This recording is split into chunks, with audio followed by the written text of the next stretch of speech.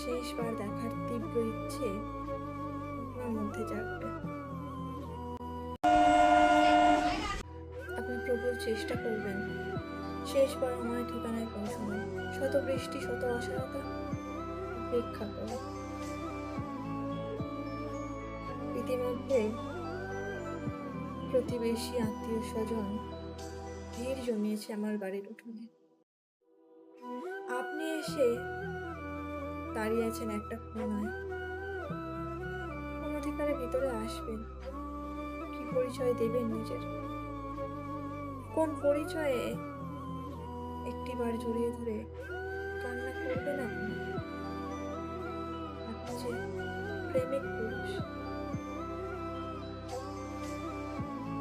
সমস্ত কাজ মিটিয়ে যখন আমায় খাটিয়ায় তোলা হবে,